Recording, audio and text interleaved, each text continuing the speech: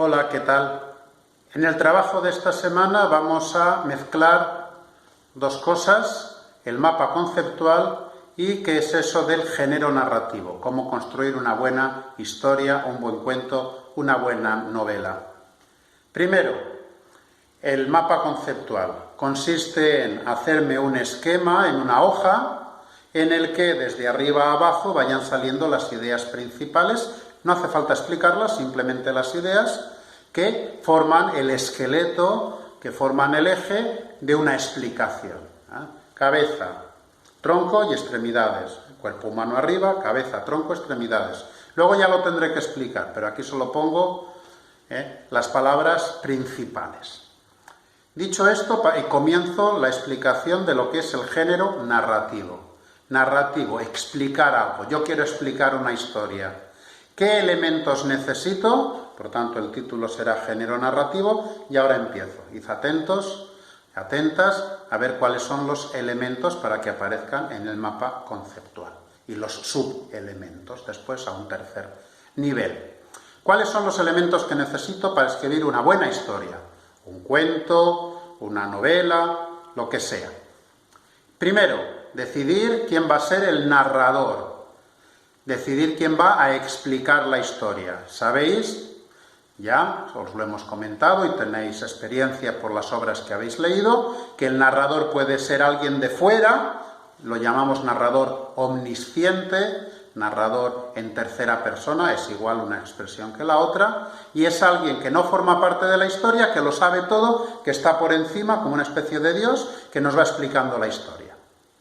Pero podemos tener también, segundo tipo, un narrador protagonista, es decir, que el personaje protagonista de la historia, como por ejemplo el Lazarillo, nos va explicando su historia y lo hará en primera persona. Por tanto, resumen, dos tipos de narrador, narrador en tercera persona o narrador omnisciente y narrador en primera persona o narrador protagonista. Es lo primero que hay que decidir antes de escribir una historia. ¿Quién la va a explicar? Segundo elemento, ¿qué personajes van a salir? Si van a salir pocos, si van a salir muchos, qué relación hay entre ellos, etc. Decidir los personajes y subdivisión, quiénes van a ser los personajes importantes, es decir, los protagonistas, 2, 3, tampoco muchos, no pueden ser todos protagonistas, y quiénes van a ser los personajes secundarios, los que tienen menos texto, los que tienen menos importancia, pero que sí que son importantes a lo largo de la novela para que la historia avance. Personajes protagonistas, personajes secundarios. Evidentemente, tanto a los personajes principales o protagonistas como secundarios habrá que describirlos, habrá que caracterizarlos, habrá que darles una vida.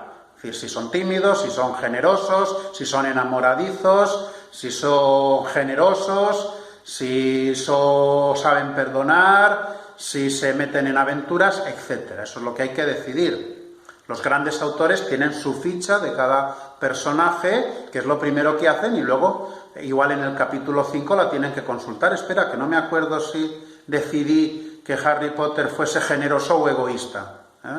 Y también para mantener una unidad, no sea que en el capítulo 5 sea de una manera y en el capítulo 10 de otra.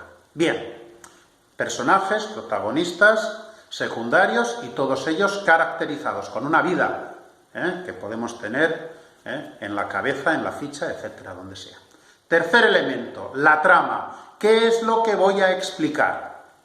Muy claro, también en una ficha, ¿cuál va a ser la idea principal? ¿Cuál va a ser el argumento en 3 líneas? Voy a explicar que a fulanito le va a pasar esto y al final lo va a solucionar de tal manera. Y luego las ideas secundarias. Mientras le pasa esto, alguien le dice algo, pasa esta otra cosa, aparece fulanito, ideas secundarias. En la solución, además, parece que se queda sin dinero. Ahí la creatividad es amplísima. Por tanto, tercer elemento, la trama, con las ideas principales y las ideas secundarias. Cuarto elemento, ¿en qué orden lo voy a explicar? Lo más fácil es principio, medio, final. Introducción, desarrollo y conclusión. Pero hay autores muy creativos Por ejemplo, que empiezan por la mitad. Empiezan con los personajes en la mitad y será en el capítulo siguiente, será en el siguiente párrafo, donde nos explican por qué están así, qué les pasó. En las películas es cuando pone esa frase de 3 meses antes. E incluso hay historias muy arriesgadas o muy creativas que empiezan desde el final. A mí la que más me llamó la atención fue Titanic, donde la chica, la protagonista, que ya es anciana, cuando contempla una joya o un medallón que tiene, empieza a recordar toda la historia.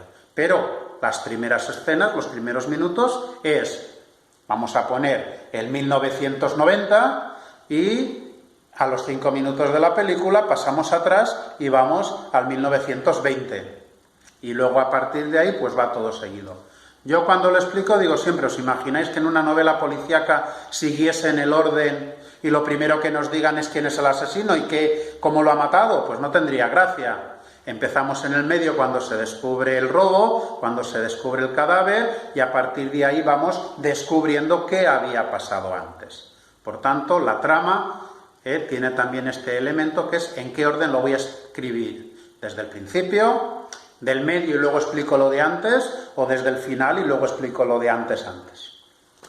Ya solo quedan 2 elementos. También muy importantes, también muy típicos y que seguro que os suenan. El espacio. Tengo que decidir dónde van a pasar las historias. No es lo mismo que pasen en el campo, en la ciudad, en un país, en otro país, en el norte de Europa, en el sur de África, que pasen en un pueblo pequeño, en una ciudad grande. ¿Dónde van a pasar? ¿En una casa aislada, en un bloque de vecinos? ¿Dónde va a pasar la historia? ¿En un planeta lejano, en un país donde solo existe el color verde y el color negro? Describir el espacio. Y se me escapaba, pero lo quería decir ahora, evidentemente en este trabajo sobre el espacio son importantísimas las descripciones. Iré describiendo, o más o menos, según sean espacios también más importantes o más secundarios, dónde pasa la acción. Y el último elemento, no quiero que sea muy largo, todo esto se irá explicando y ampliando en cursos sucesivos. El último elemento es el tiempo, es decir, ¿cuándo pasan las historias? Evidentemente no es lo mismo que pasen en el 2020, que pasen en el 1930, que sea una historia ambientada en el pasado, que sea una historia protagonizada por personas prehistóricas. No es lo mismo que la historia pase actualmente, en un pasado reciente, o en una historia sin tiempo, que podría ser así una historia fantástica, donde el tiempo no sea importante. Decidir el cuándo pasan las cosas. Pero aquí sí que añado una cosa, hay que decidir también qué ritmo voy a dar a la historia. A veces fallamos en el ritmo, es decir, cuándo voy a detenerme y voy a explicar bien qué pasó en esos 10 minutos, o cuándo voy a resumir, cuándo voy a ir así explicando a grandes rasgos. Y voy a explicar, o voy a resumir, en 2 líneas, todo un año de vida. 3 años después, puntos suspensivos. Repaso para que os sea fácil el esquema. Hablamos, o el mapa conceptual, hablamos del género narrativo con estos elementos.